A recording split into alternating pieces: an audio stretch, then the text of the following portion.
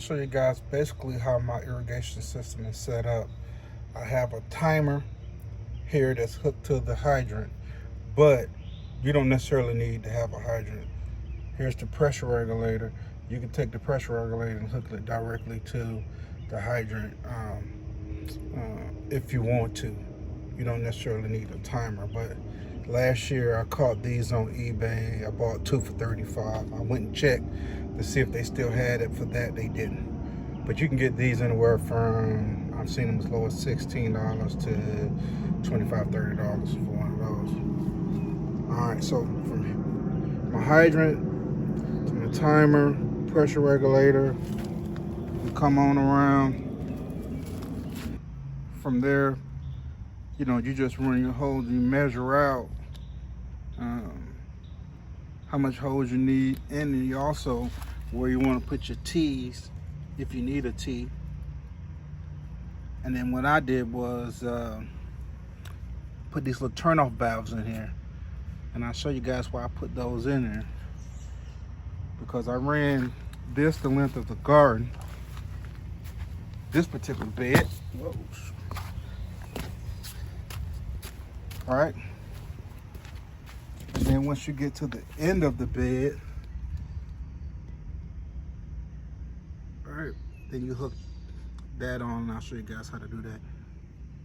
And then you intermittently put your emitters however you want them, the distance, according to how you got your bed laid out. Now, because I have my irrigation system run all the way across all of my beds, I had to come off of this bed, put an elbow there, come across here. All right, into this bed I only have one hose running down the back of this, and this is for the watermelons. And you see I have a one you can turn off and turn on the valve. So I got a shut off valve here. Then we come on across. You see I ran a T here with a shut off valve. And this one runs all the way to this bed. All right. In this bed, I ran two hoses to go down there, and then they wrap around in a circle, and then I got the little clamp on the end to shut it off. And then you guys know I ran this down there over there to my little watermelon patch.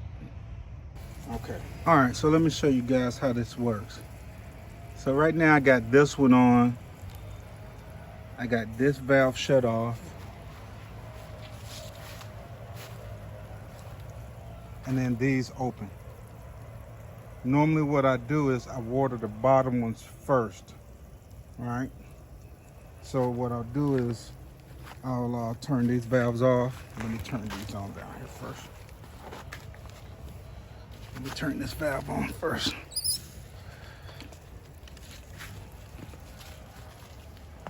And I'll turn this off. This off.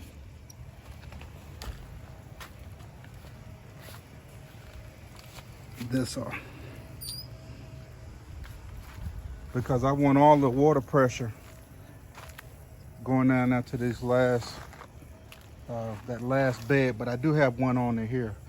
I'll probably have to put another shut-off valve and this one. As you can see, it's watering those down there. And I have a valve in here that's watering in here. So once I let that water for a little while, I'll turn those valves on, and then we'll move up in the bed. Then what I do is open this valve up. All right. Turn those off. See how hard it's spraying? It's spraying too hard. So I'll open one of these valves up here. Also, so these two valves are open now. Water in these beds. So that one and this one is going now. Just let them do their thing.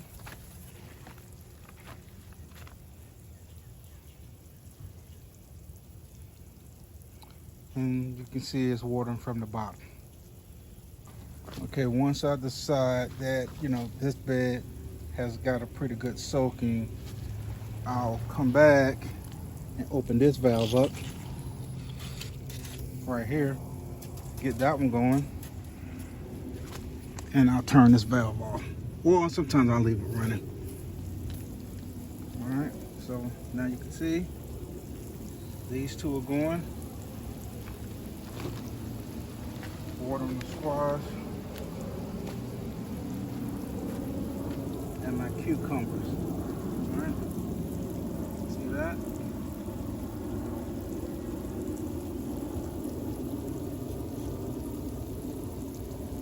And let those go for a little while.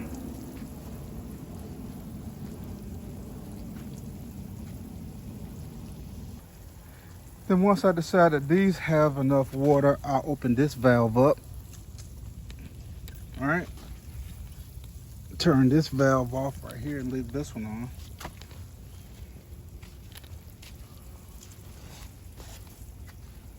We'll come down here. You can see that it's water in this. The beans and everything's getting water from the bottom. Then we'll walk around here. So when we come around here, you can see that the watermelons are being watered from the bottom also. Cool. And then once I decide that these have gotten enough water, what I do, I come over here, I open this one up.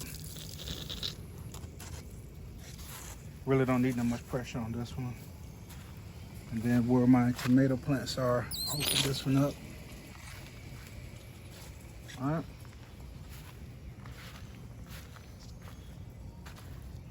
I close this off. And then when I'm feeding those beans and all that, I close this off.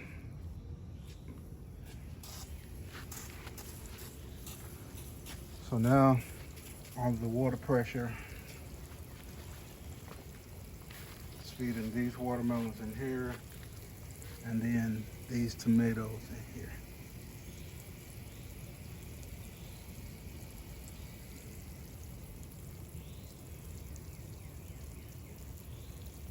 And then, you know, you can do it however you want. You can turn this valve down. It doesn't need that much pressure. Just drip. Water the tomatoes really good. Or you could have left one of those open over here to keep the flow going. But that's pretty much how I water it, these beds. And it doesn't take that long because the emitters are putting out a lot of water per minute. Then once I decide that the garden is watered enough, you could turn it off here, but I just come and turn the hydrant off. I really suggest these fittings right here. I'm gonna put a picture of these on this video of where I ordered them from. That you get these. It's a hose that I got from Lowe's, and I'll show a picture of that so that you pick out the right thing. You'll need some sort of emitter, and I'll post these, but you can get any emitters that you want.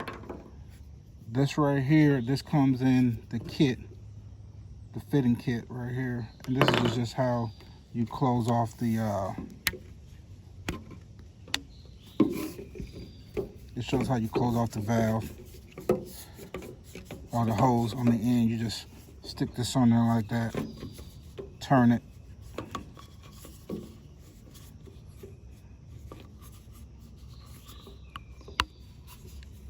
and run that in there like that. That shuts it off on the end. And then as far as the middle, you got to make sure you have some type of punch or a drill. And this is really simple. So wherever you want your emitter to be, you come, boom, you punch a hole in it, and it pops in just like that. It's as simple as that. And I say to get these fittings right here because these fit. very easily, and it'll come out and they don't leak.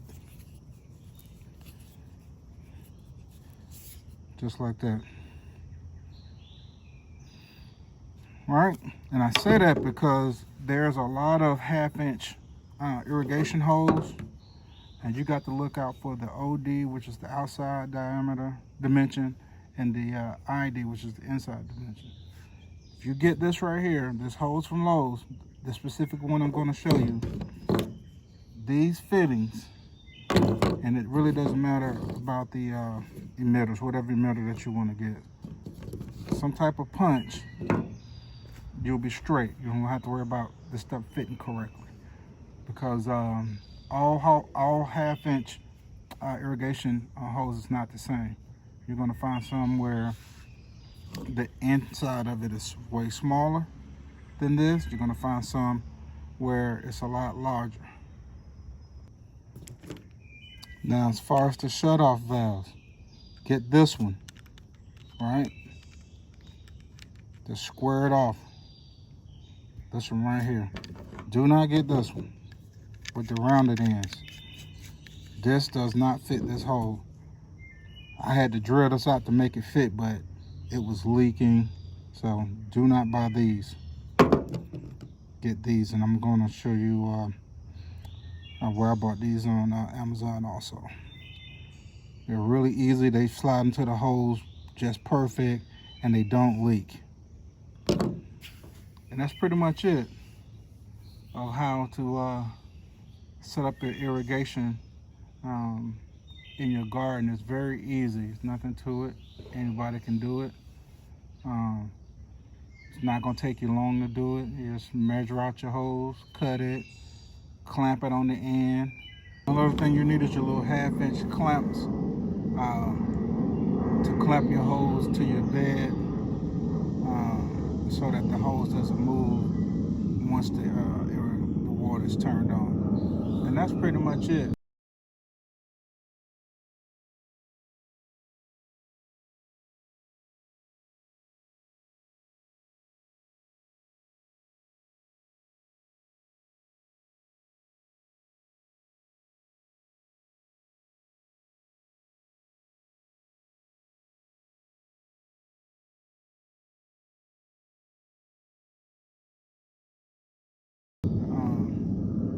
Really simple.